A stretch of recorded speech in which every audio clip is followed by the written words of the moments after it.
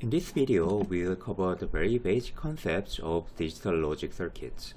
Although digital logic circuit is designated as the prerequisite of the computer architecture class, many of the students may not have the chance to take digital logic circuits before taking computer architecture class. So I will cover the very basic concepts, that is a small part of the digital logic circuit design class that are required to take the computer architecture class. The first table shows the AND operation. It takes two Boolean values, x and y, and since each input can be either zeros or 1, all possible combinations are 4 combinations. The result of the AND operation is 1 only when both inputs are 1, and the output is 0 for all the other cases. It's simple, right? The symbol below the table is representing a hardware component that performs such operation in a digital logic circuit. Such component is called a gate. I guess you can easily understand how other operators such as OR or NOT operator work. Let's look at the NAND operators for this time. NAND represents NOT AND operator. So it's basically inverts the output of AND gate to opposite value. So the output of AND gate is 1 for all the combinations except for 1, 1, which is 1 becomes 1 for AND gate. But for NAND gate, the output of an AND gate is all 1 for other combinations except for the case when both inputs becomes 1. In that case, the output becomes 0 for an AND gate. So it's exactly opposite of the AND gate. I guess most of the students are familiar with the digital versus analog systems. In digital systems, we represent information using ones and zeros, and we also process or compute such information using semiconductor hardware that processes such ones and zeros. In a digital system, we distinguish these values as ones and zeros, or true or false. Sometimes we use ones and zeros, or sometimes we just call these as true or false values. They are essentially the same. These ones and zeros are actually electrical signals in the hardware, and a voltage level above a certain threshold is regarded as ones, and a voltage level below a certain threshold is considered as 0. The voltage level that divides the ones and zeros can be different for different components in a computer system. For example, inside a CPU, the voltage level is almost close to the 1 volt to reduce the overall power consumption. However, when the data or information is delivered out to the outside world, we may need a higher voltage to reliably transfer the information. So voltage level that represents 1 is called VDD, and voltage level that represents 0 is called ground or GND.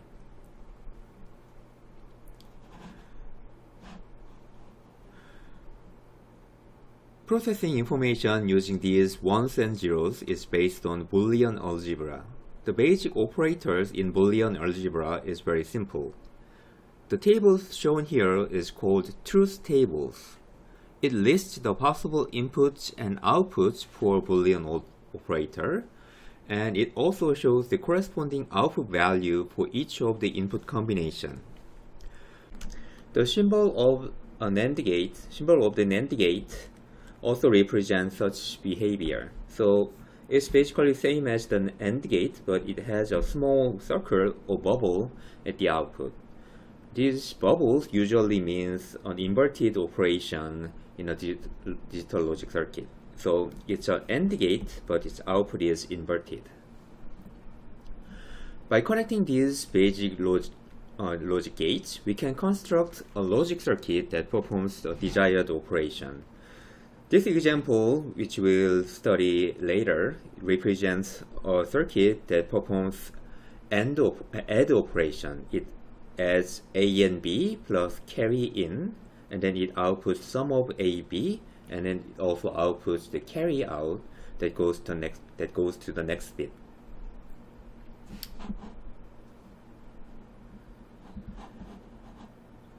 Let's briefly look at how these gates are made. In this simple circuit, we have a power source, such as battery, and a bulb. Let's imagine you have a switch that connects or disconnects the circuit given the input. This switch becomes connected when input to the switch is 1, and it disconnects the circuit when input to the circuit is 0. You can easily imagine when we give 0 to input to the switch, we can turn off the bulb, and if we give 1 as the input to the gate, then we can turn on the bulb. Simple, right? And suppose you have 2 switches in series. To turn the bulb on, we have to connect both switches. That means we have to give 1 and 1 to A and B respectively. That means only we have 1 at both inputs, we can turn on the output of this circuit, and if either of the inputs becomes 0, then the output of the circuit becomes 0 or turned off. This operation is actually how an AND operation works, right? Let's look at the below case. So we have, in this case, we have 2 switches in parallel. And in this case, we can connect only one of the circuits. One of these paths is enough to turn on the output. So even if we have one at the only one of the inputs, we can still turn on the output. And it's okay to have both ones and connect 2 paths simultaneously, and we can still turn on the output. And then only when we have 0 and 0 at both inputs, the circuit is completely disconnected and the output becomes 0. So this resembles the operation of an OR logic gate.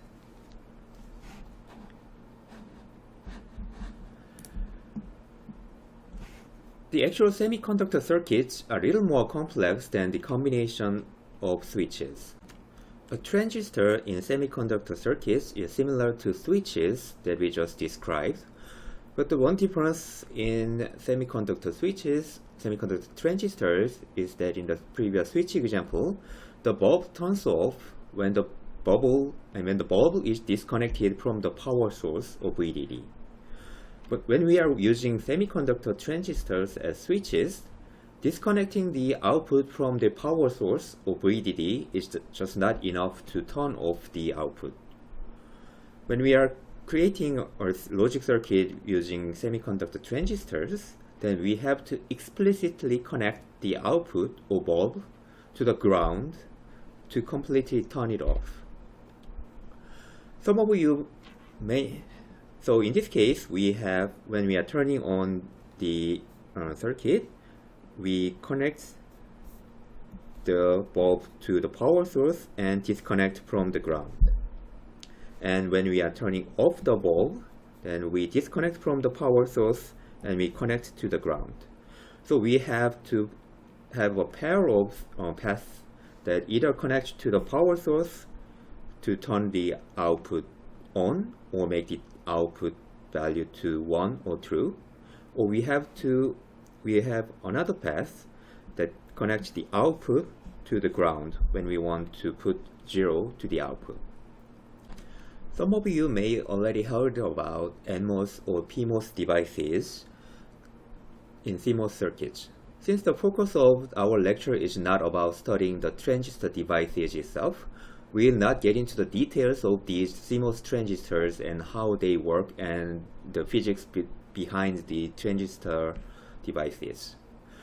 For now, you can just think these NMOS or PMOS transistors as just switches that we just described.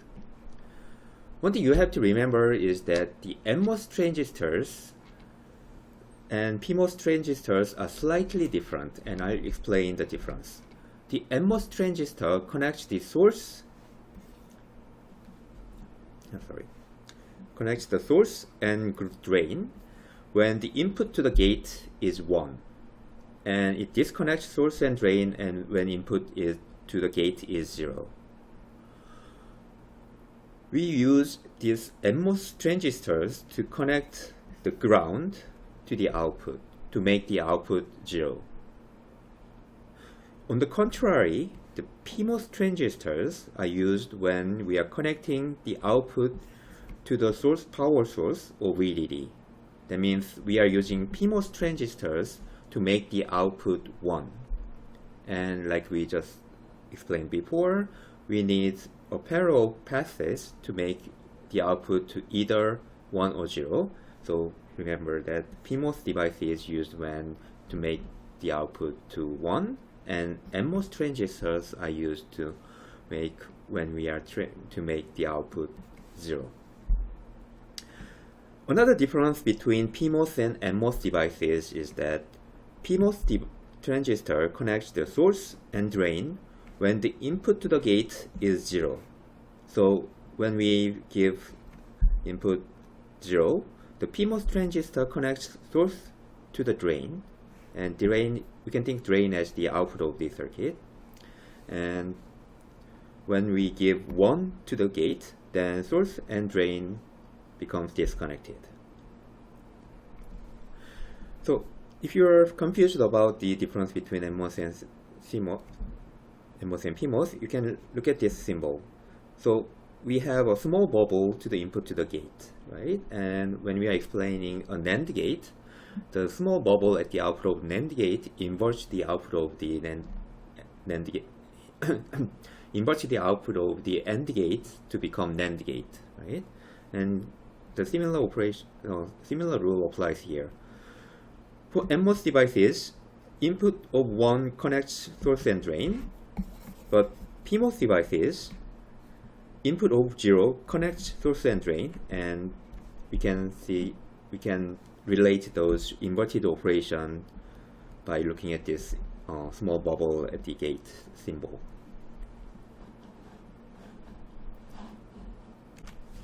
So let's look at how we can construct an inverter gate or NOT gate using a pair of PMOS and an NMOS device. So here we have 2 transistors, one PMOS and one NMOS, and this side is input to the inverter gate, and this side is output from the inverter gate. And here we have a PMOS gate, a PMOS transistor, and this side is the source of the PMOS gate, and as we described in the previous slide, the source of a PMOS transistor is the power source or VDD, and we have a gate that controls this transistor, and we have the drain of this transistor. And below we have an NMOS device, and the source of the NMOS device is here, and drain is this side. And the source of NMOS device is, as we described earlier, is connected to the ground. And this side is the input to this NMOS device, that the gate of this NMOS device. And this PMOS device and this NMOS device is connected to the same input, and their drain is connected together and becomes the output. So how this inverter gates operates using 2 examples. So Since it's an invert gate, we have only two cases of operation, when we are getting 1 as input and outputting 0 as the output, and when we are getting 0 as input and the output becomes 1. So when we have 1 as input, then what would happen to this PMOS side? Since we have 1 to the input to the PMOS side becomes disconnected, right? And for the NMOS side, since we have 1 in the NMOS gate, this NMOS gate becomes connected. So the source and drain of this NMOS device becomes connected. That means the output of this side is connected to the ground. So it's outputting 0 as the output. And this side is disconnected and has no impact to the output. Let's look at the opposite case. When we have 0 as the input, then the PMOS side becomes connected and the power source is connected to the output, and we get 1 as the output. And the NMOS side becomes disconnected and the ground does not affect the output of this inverter gate. So by connecting these PMOS and NMOS device and tying their drain together and giving them the same input to the gate, to their gates, we can construct an inverter gate that negates the input as the output.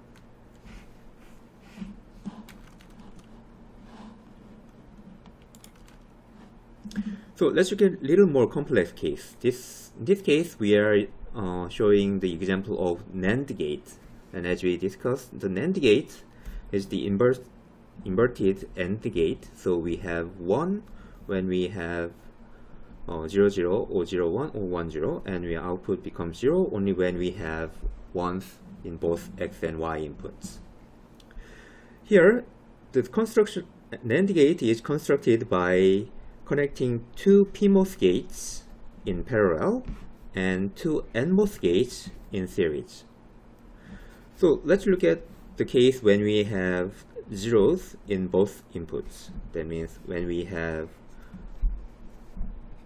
0 in X and 0 in Y, and output becomes 1. In this case, since we have 0 and 0 to the input of the PMOS gate, this one is disconnected and this one also disconnected, and this PMOS is connected and this PMOS becomes connected. That means the ground doesn't affect the output and the power source is connected to the output, so the output becomes 1. Let's say we have 0 and 1 in both inputs. Sorry, I use XY here and AB here. Anyway, so when we have 0 in A and 1 in B, this gate is connected. So the ground and this side becomes connected. But it cannot affect the output because this part, the PMOS at the NMOS gate for A input is disconnected because A is 0. So the ground is disconnected from the output, but the power source can be connected to the output because one of the paths that connects the power source to the output is connected because A is 0. It doesn't matter this side is disconnected because we have the path that connects the power source to the output, and the output can become 1. Only when we have 1s in both inputs, this part and this part connected, and both of these passes are disconnected, and the power source is disconnected from the output, and the ground is connected through these series of NMOS devices, and output becomes 0. So this is how we construct a NAND gate using a conflicting pair of PMOS devices and NMOS devices.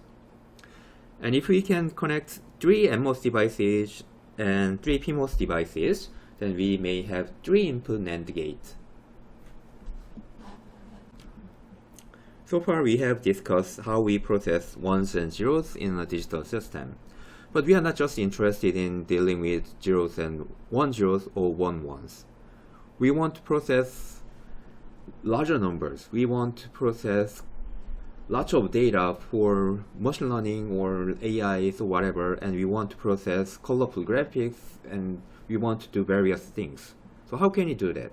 So we want to process a valuable piece of information using combination of bits.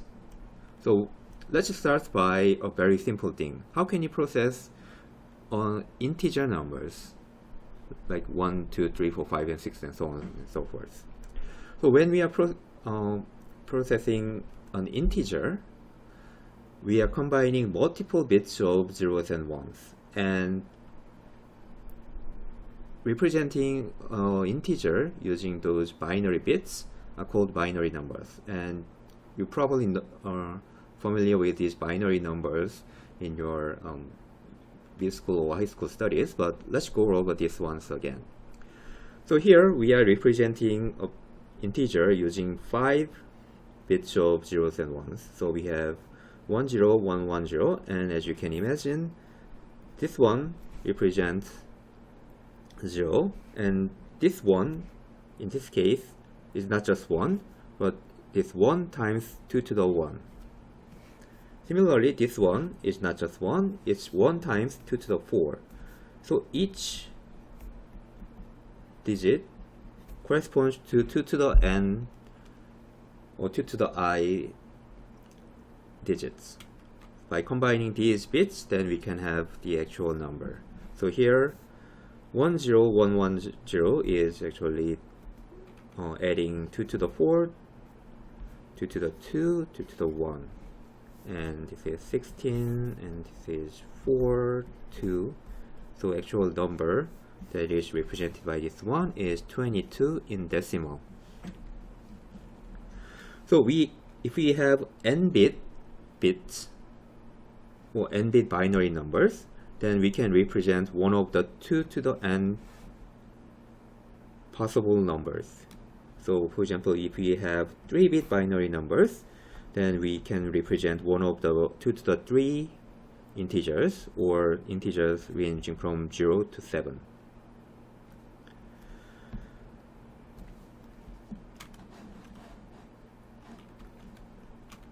In our computer architecture class, we'll basically study 32-bit computer systems. In 32-bit computer systems, each numbers are basically represented in 32 binary bits. So we can think this as a fixed slot of 32 binary bits, and almost in all cases, the numbers are represented using these 32 bits. Even if your number is small, like if you are dealing with like 3 or 4, you are still using these 32 bits of data, or 32 bits in your hardware to represent a number. Since we are dealing with hardware, and hardware cannot be changed every time we are using different number. Even if we are using a number of 3 or 4, we just cannot use 3 or 2 bits of hardware. We still have to use 32 bits, and almost all bits are 0 except for last few bits that represent 3 or 4. Anyway, you will see lots of these samples while we are studying the computer architecture, and we are representing numbers in 32 bits.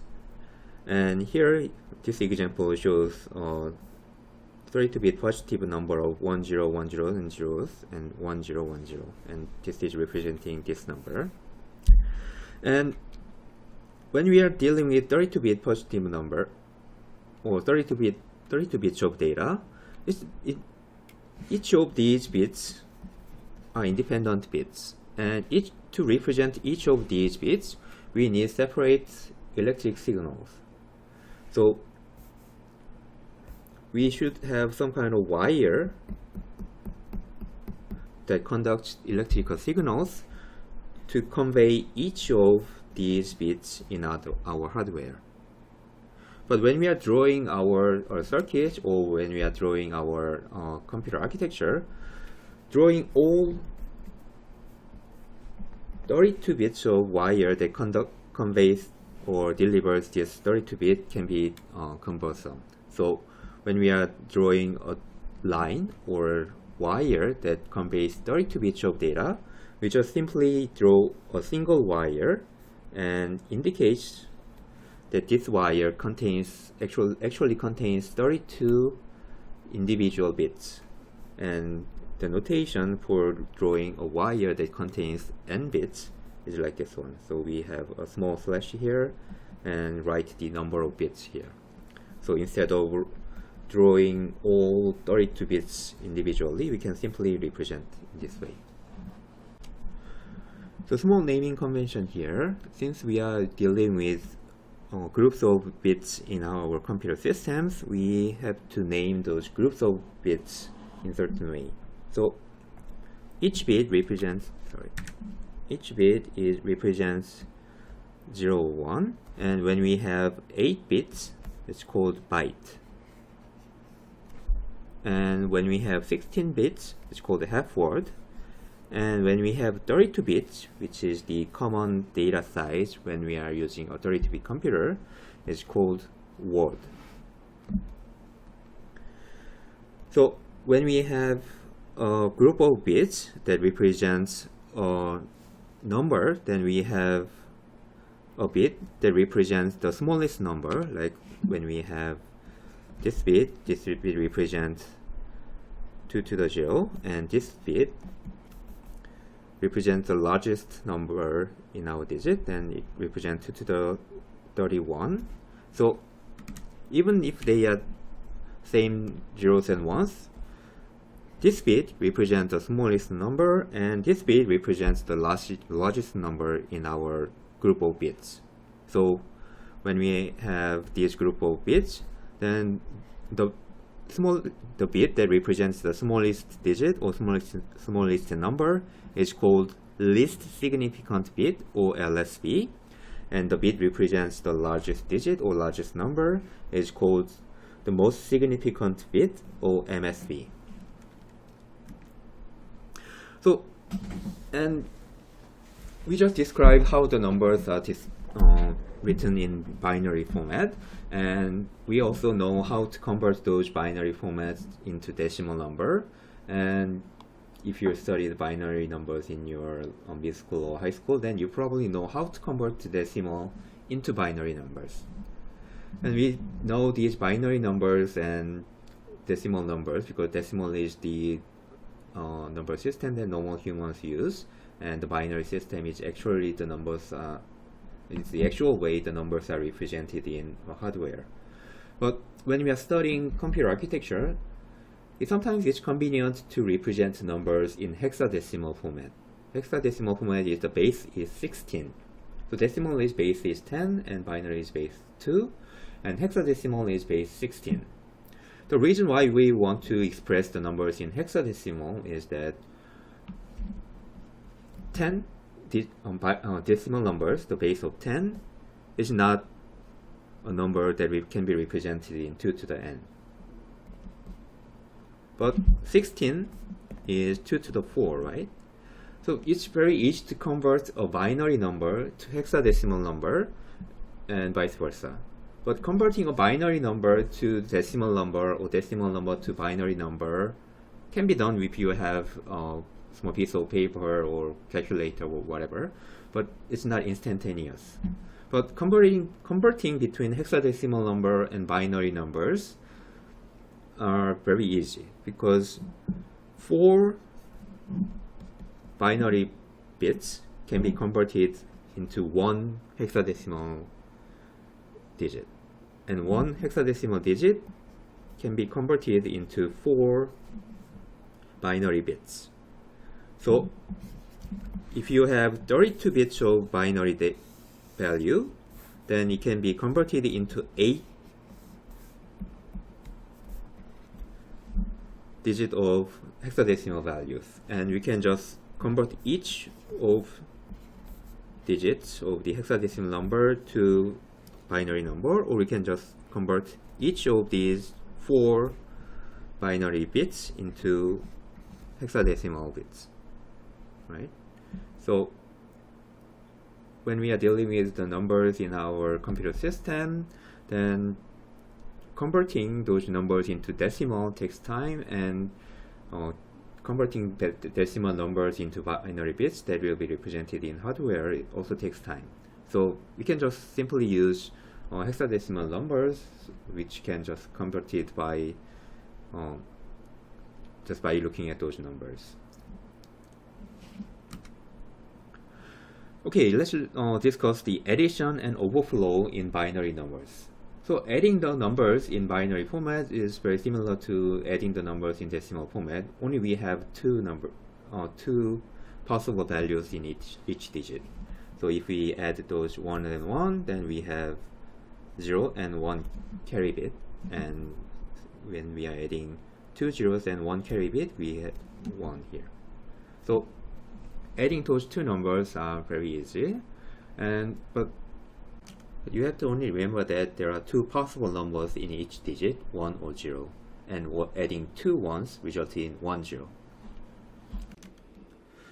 So one thing you have to remember when you are dealing with additions in the digital logic circuit is that we are dealing with a fixed number of bits. Here we are adding two 8-bit numbers. So this one is 8-bit and the another operand is 8-bit, and result is also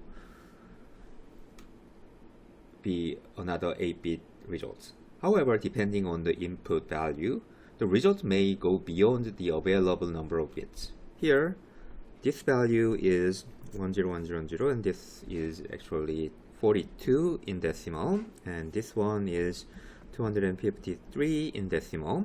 And if we add these two numbers, then the result is 42 plus 295, and this cannot be represented by just using 8 bits. So, as you can see from the generated carry, the final carry goes beyond the 8-bit range, and it requires 9 bits to correctly represent this number. But if we just represent this value in 8 bits, this value is 10011. This is 39, which is clearly a wrong answer for adding these two numbers. Okay, so this phenomenon that is getting incorrect result due to this limited number of bits is called overflow. So depending on the CPU type, there are numerous ways to deal with these overflow cases. In some cases, the CPU reports to the user that there was overflow happened, and the result may not be incorrect. Or in some cases, the CPU just ignores these overflow cases and then just let the user to deal with such cases.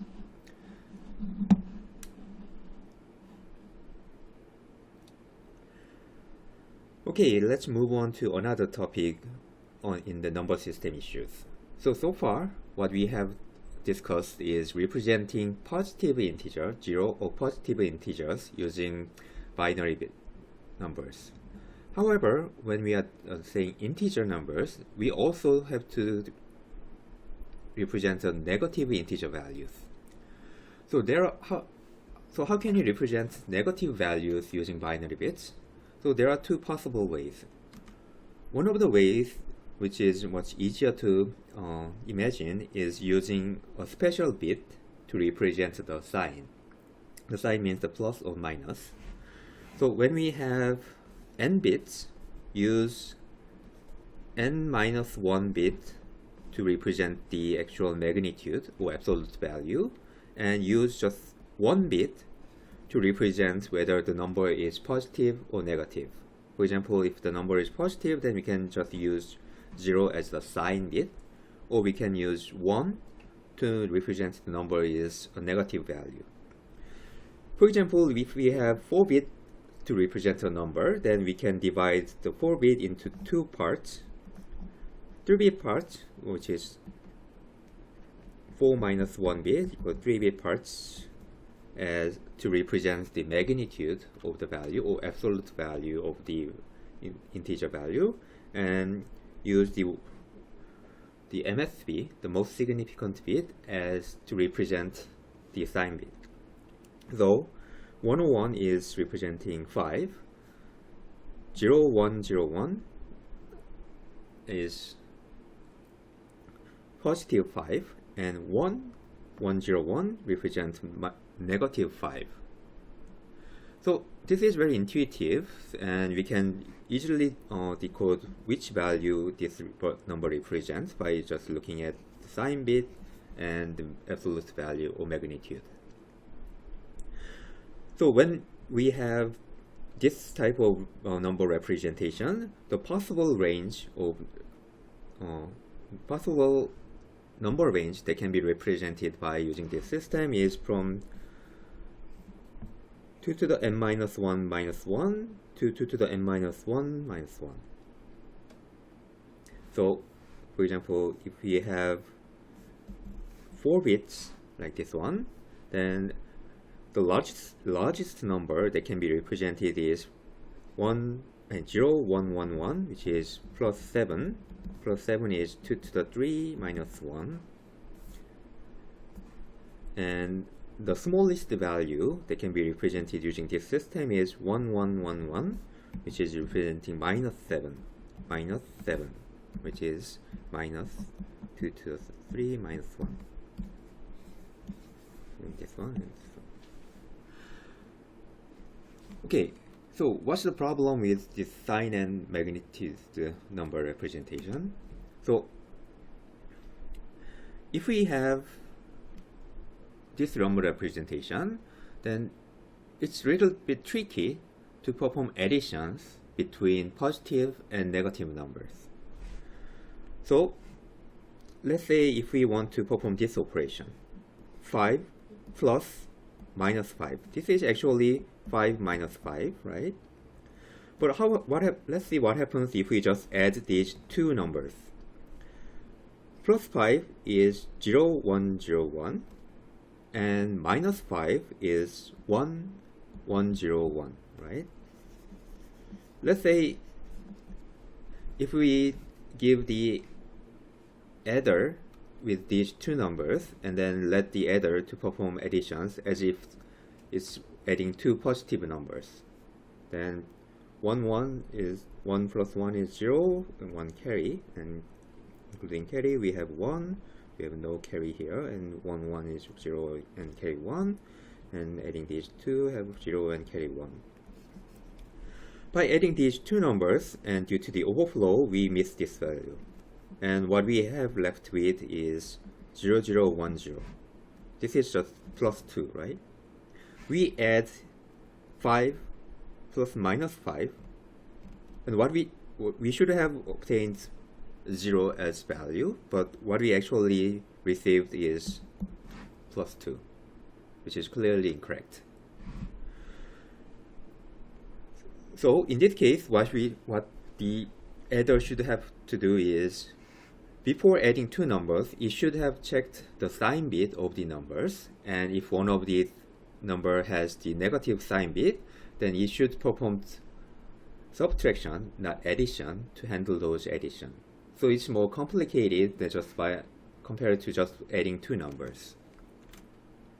Another problem with this approach is that there are two possible representations of 0.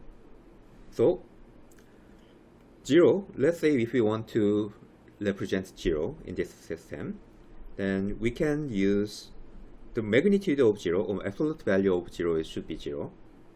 And we may add 0 as sign bit, or we may add negative as sign bit of 0. That means in this system, we have two representations of 0, plus 0 and minus 0, which does make sense. So, of course, it's possible to represent 0 in two ways and regard all of these two as 0. But the thing is, if we have two possible values of 0, the problem is that when we want to check whether a value is 0, then we have to check twice. For example, if you have a program that if x is 0, then do something else, do something else. Let's say if we have such a if-else statement. This operation that is checking whether x is 0 or not, actually compare. If we have used this size magnitude number, this operation actually requires two comparisons to check if the value is 0, 0, 0, 0 or whether the value is 1, 0, 0, 0. So that is one additional complication that is using the size magnitude number.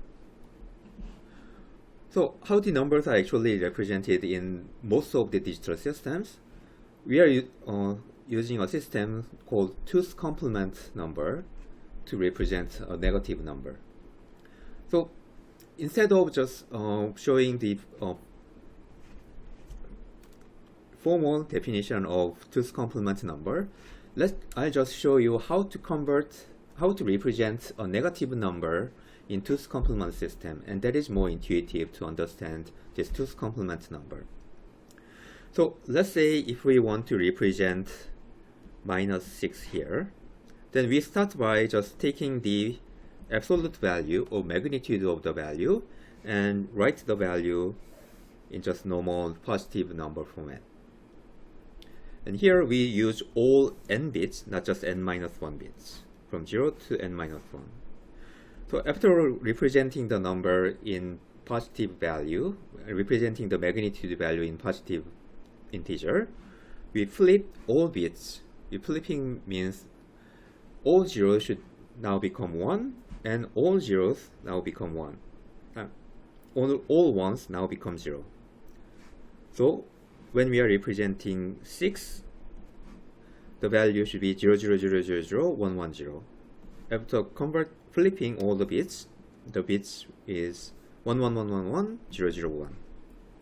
After flipping all bits, the step 2 is add 1 to this value. By adding 1 to this split value, what we have is, by adding 1, we have 0, we goes carry, and 1, 0. So what we have is this value, 1, 1, 1, 1, 1, 1, 0, 1, 0. This is -6 in two's complement number. So when you are using the two's complement number system, what you have to remember is actually three things. First, take the absolute value of the negative integer and represent them in just normal positive integer. And then flip all the bits and then just add 1.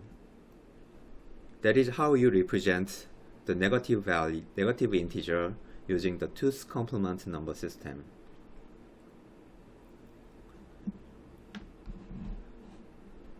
So what is the benefit of using the two's complement system?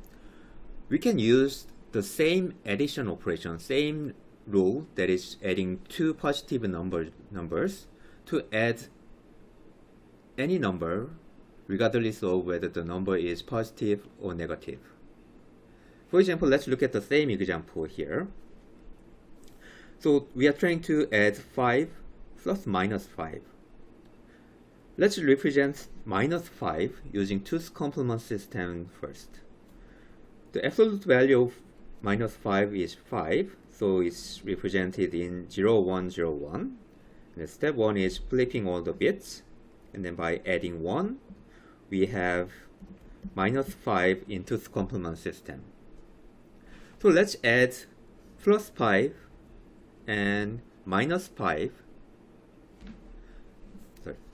So let's add +5 and -5 in two's complement system. If we add these two, we have 0 and carry 1, and if we add these 3, we have 0 and 1 carry, and after adding these two, we have 0 and another carry. After adding these two, we have 0 and carry 1. If we ignore this overflowed carry, what we have left is 0, 0, 0, 0. As we expected, we get correct value by the result of adding two numbers, regardless of the number is positive or negative. And that is the biggest benefit of using two's complement system. So when we are adding two numbers in binary format, you don't have to carry whether the number is positive or negative. You can just add these two, just as if you are adding two positive numbers, and you are still getting the correct value. There are another benefits of using two's complement system, that is 0 is always represented by a single value, 0, 0, 0, 0, 0. 1, 0, 0, 0 is not 0 in two's complement system. That is a different number.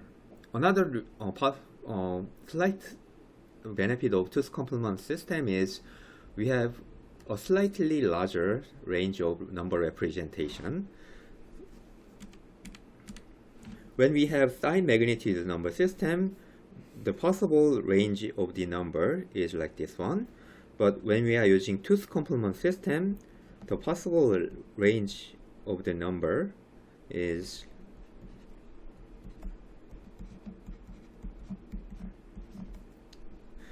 comparing with this one, we can represent one more negative number in two's complement system when we have the same number of bits. That is one possible, and there is one added benefit for using two's complement system.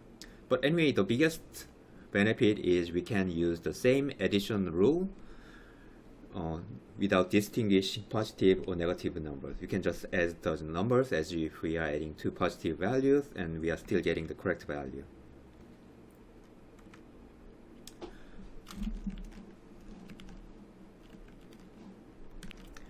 Okay, that is the basics of the integer number system in digital systems. And in the main lecture, the computer architecture class, we'll also study the floating number system, floating point number system that represent real numbers. That means the numbers that has fractional points below the decimal point. Anyway, let's move on to the next topic.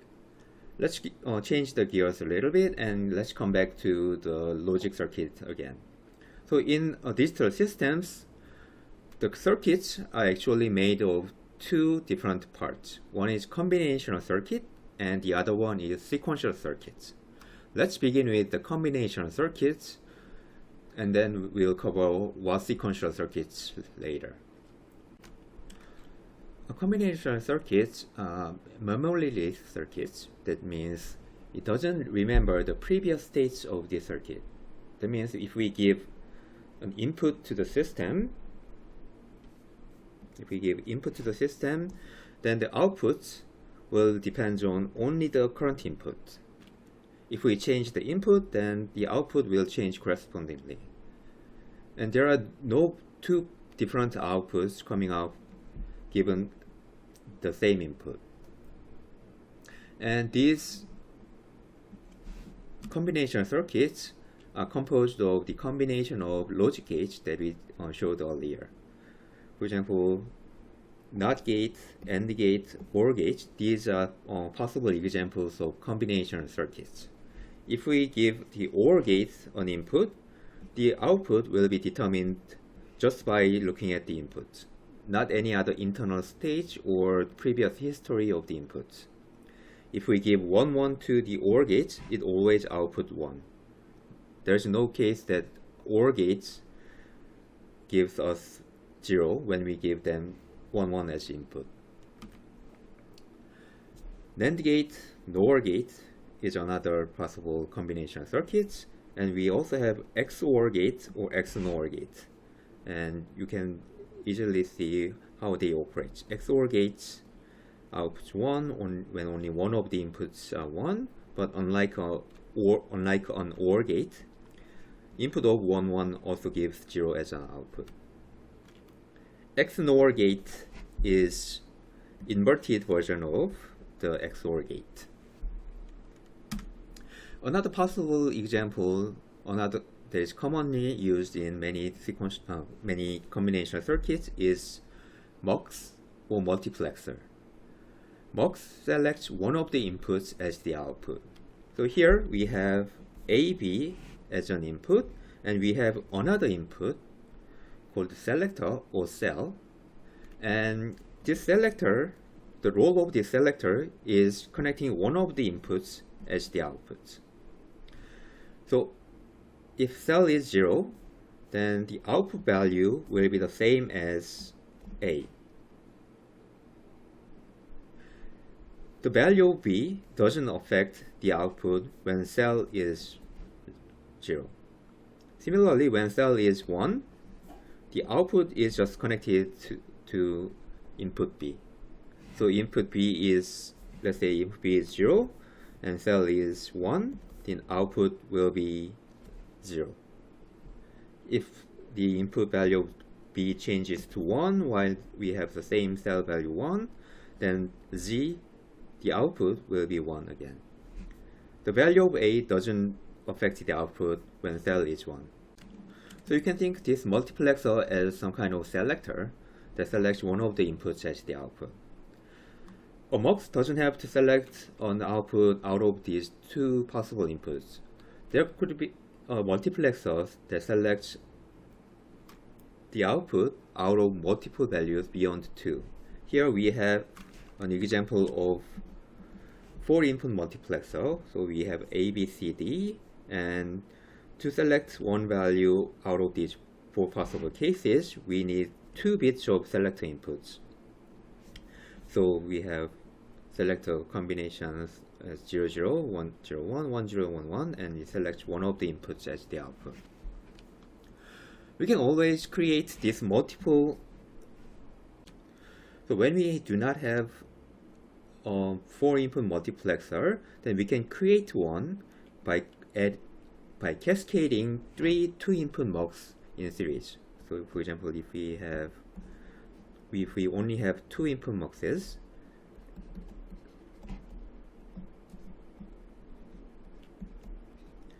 then we can combine outputs of these 2 MUXes into one, and then we can have 4 input MUXes. And here we give them selector input bit 0, because whether 0 or 1 in input bit 0 selects between A and B, and input bit 0 selects between C and D. So we give them cell 0 bit, and then the selector that selects between these two should be the selector bit 1, right? Okay, we also have the opposite of the multiplexer. We have demux gate. Demultiplexer or demux is connecting input to one of the outputs. So if we have selector value 0, 0 here, then input is connected to the first output, output A, and all the other values, in this case, are 0. If we have selector value of 1, 0, then the input is connected to C, and all the other outputs will be 0. So that's how MUX or demux works. So, like I showed you using the MUX example, these combinational gates are combined to create another functionality. So for example, let's look at how we can implement the addition system, the addition adder logic. So let's begin by just creating a 1-bit adder that adds 2 1-bit values. So here we have 2 inputs, A and B, and each of these inputs are just 1 bit. So the combination of possible input values are 0, 0, 1, 0, 1, 1, 0, 1, 1. So let's add these 2 values. So if we add 0 and 0, then the output should be 0. And if we add 0 and 1, output should be 1. If we add 1 and 0, the output should be 1. And if we add 1 and 1, let's see what happens. We have 0 as output, and we have 1 as the carry out. So we cannot just ignore the carry value, because it should be delivered to the next bit to correctly add multiple bits. So if we have 8-bit adders, then by adding the LSB, the smallest bit in the number, then the result will be the addition of those two values plus possible carry-out value. Right? The carry-out value for all the other cases are 0, 0, 0. So let's look at how we can create this circuit. If we look at this summation value, the result of adding these two bits are actually the same as the XOR gate. So if we go back to XOR gate, the output is 0, 1, 1, 0. And if we just look at this summation value, this is actually the same as the XOR value.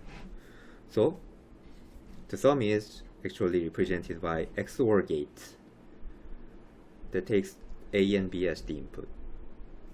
Let's look at the carry-out value here. The value is 0, 0, 0, 1, and this is actually the AND gate, the same as the output of the AND gate. So the carry-out is simply represented by an AND gate. Right?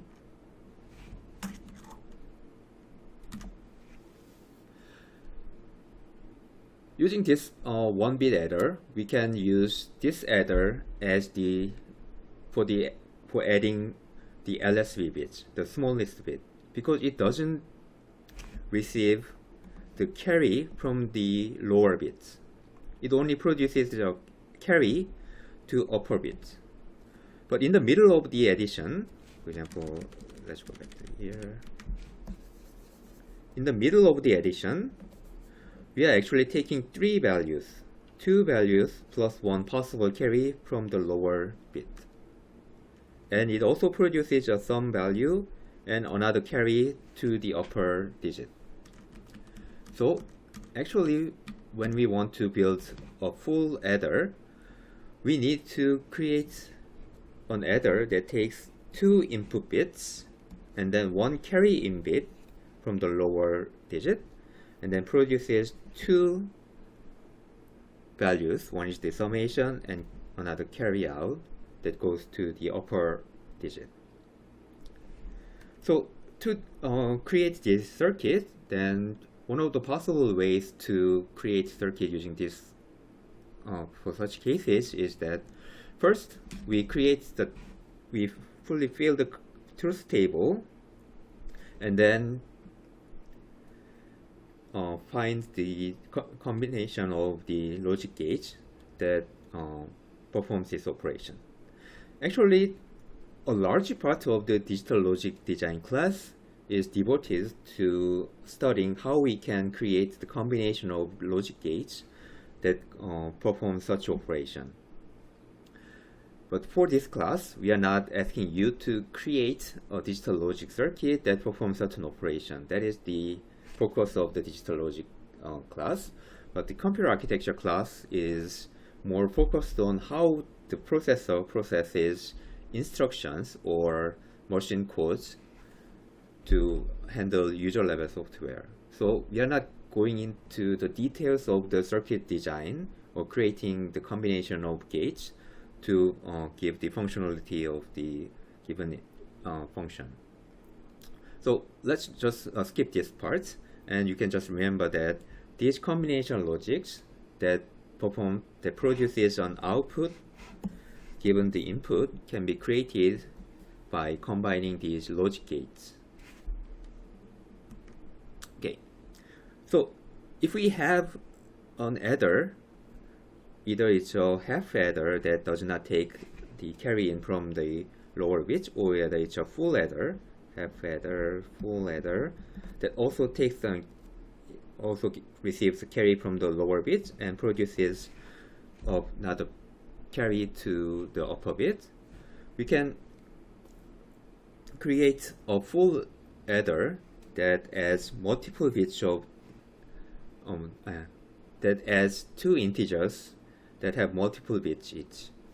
In this case, we are adding two 4-bit integers.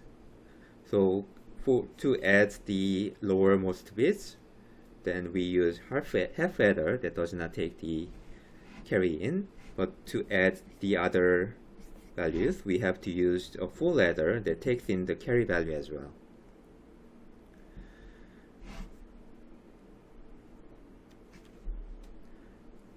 This kind of adder logic that connects these carry out values in a cascaded fashion is called ripple carry adder. That means the carry propagates through the bits. Actually, this is one of the simplest implementation of the adder logic, but at the same time it's quite inefficient because the result of the lowermost bits has to propagate all the way to the uppermost bit. So there are more clever ways to design the multi-bit adders to reduce the overhead of cascaded carry bits, but also again we are not going into the details of the logic design here, so I'm just giving you the overview of the logic design. So if you're interested in more adder logic, then please take the full logic design class and then come back to computer architecture class. But let's move on for now. This combinational logics produces output given the input almost instantaneously. However, it's almost instantaneously and it's not directly. That means when we give the input to the combinational circuit, there are small amount of delay that to produce the output value. For example, here, if we give them the input A and B, then it takes a small amount of time to produce the output. For example, here, let's start with, so let's look at this AND gate first. At first, we have 1, 1 as the input from the both A and B. So output of Z, let's start with G, output of Y. Output of Y was 1 because adding AND operation of 1 and 1 is also 1. But let's say one of the input has changed to 0 at time 1. Then the output of this AND gate, Y, should be changed to 0 as well because one of the input to AND gate has changed to 0. But it doesn't go to 0 instantaneously like this. In this case, let's assume the delay of this AND gate is 3 nanoseconds and the output of Y changes to 0 finally only after plus 3 nanoseconds.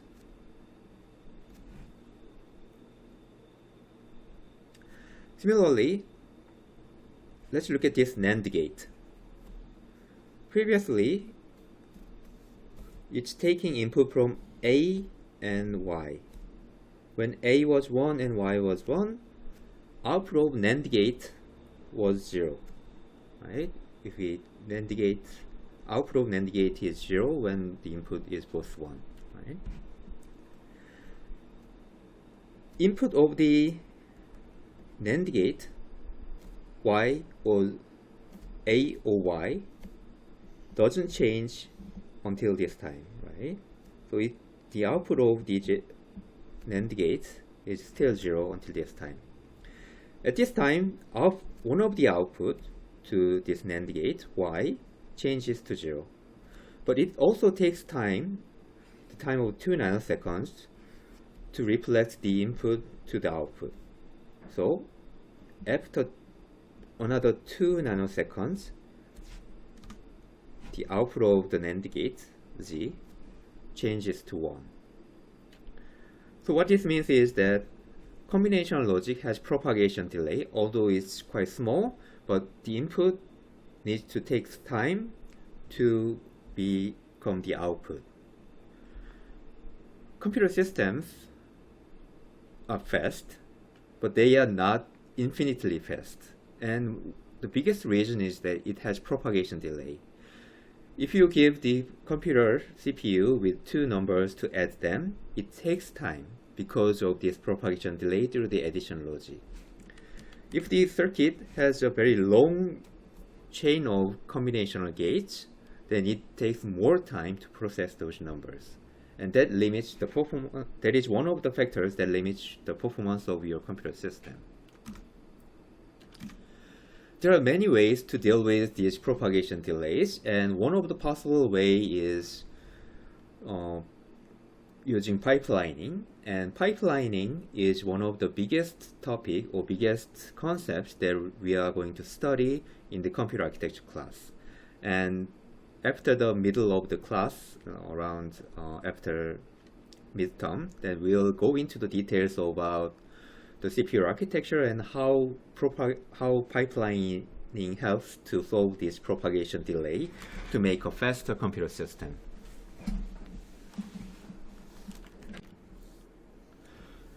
So we have studied the combination logic, and let's study the sequential logic.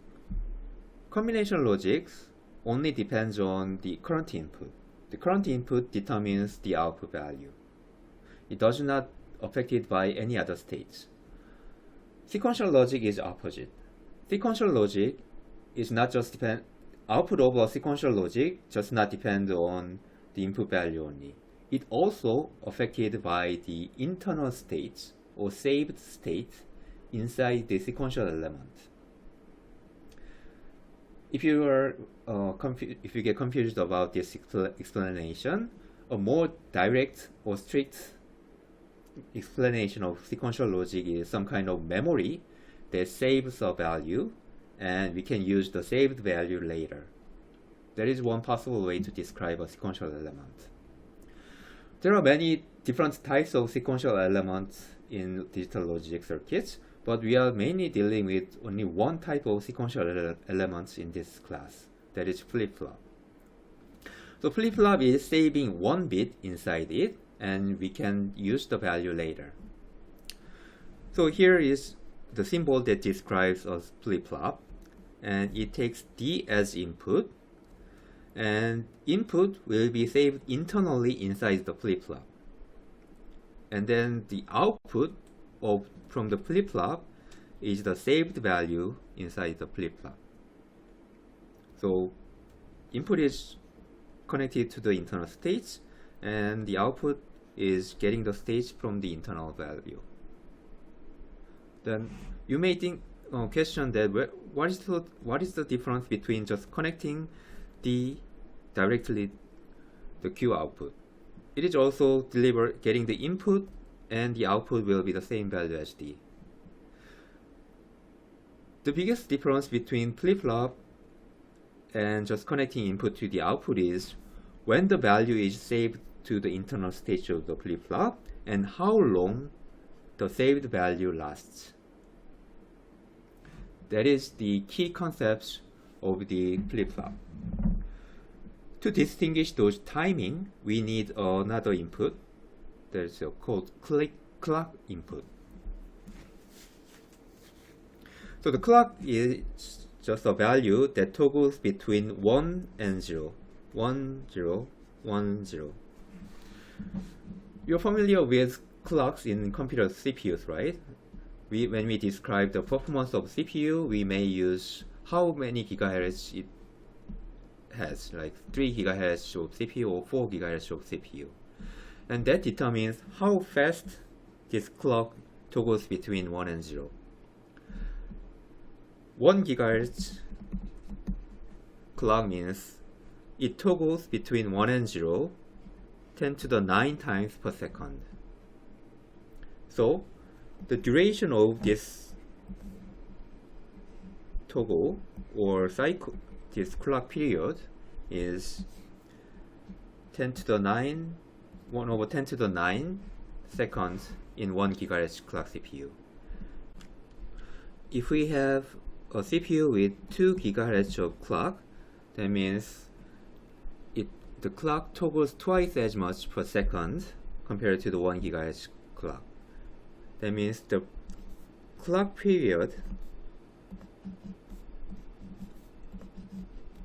is in half for 2 gigahertz CPU. Anyway, the duration of this 1 to 0 and 1 toggle determines how long this flip-flop holds the value. The flip-flop receives the D input when the clock changes from 0 to 1. So when clock changes from 0 to 1, it's called the rising edge of the clock. The input is stored inside the flip-flop. And then the stored value lasts until the next rising edge of the clock. So let's look at the actual example here. So we have D value that is 0 here, and then it changes to 1 here, but it doesn't affect the output directly. The changed input that is changed to 1 is affected to output after it is saved internally to the flip-flop. So, and that happens when we have a clock toggle from 0 to 1. At this rising edge, the flip-flop stores the current value of input internally. So at this rising edge, at this time, the value of input is 1. So value of 1 is now stored inside the flip-flop. And now the Q, the output of the flip-flop, is producing 1 as output. It has a slight delay between the rising edge and until the Q, the output, produces the actual sampled value from the input, and that is actually some kind of propagation delay here. But ignoring this, what flip-flop does is at the rising edge, it samples the current value of the input, and that becomes the new current internal state of the flip-flop. And the same value will be the output of the flip-flop until the next rising edge. So during this next clock period, the output value of the flip-flop will be the same. It does not change even if the input is now become 0 again.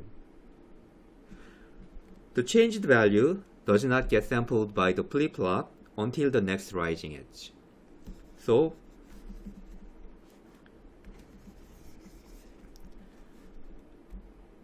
the state of the input when the clock toggles from 0 to 1 matters.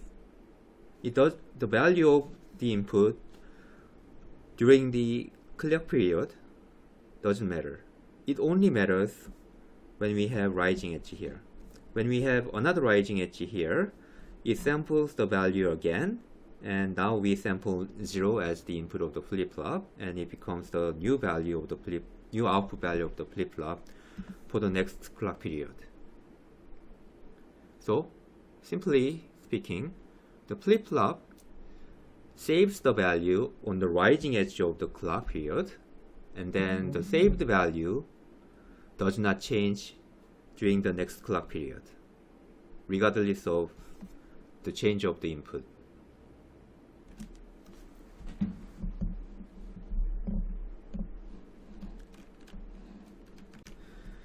Okay, in this short introductory video, we have covered very basic concepts of the digital logic circuits, and the contents that we have covered in this video is essential to study the computer architecture class. Sometimes we need more knowledge from digital logic circuit design to explain how CPU works. Then I will explain those concepts in the main lecture as well. And if you do not understand the concepts, or if you need more explanation, please don't be hesitate to ask questions. Or you can post questions through emails, iCampus, or whatever channel you'd like. So please don't be discouraged to take the computer architecture class if you didn't take the digital logic circuit design class. But if you have if you haven't studied digital logic circuit beforehand, then I'd recommend to study the textbook, and the textbook has an appendix section that explains the same level, that also explains the very basic concepts of the digital logic design as well. So if this video wasn't enough to study the CPU architecture, then, and if you feel a little lagging behind, then you can ask questions, of course, but I'd recommend to read the textbook, the appendix section, and then you can have more concrete background knowledge about digital logic design, and your understanding about this CPU architecture will be more stronger.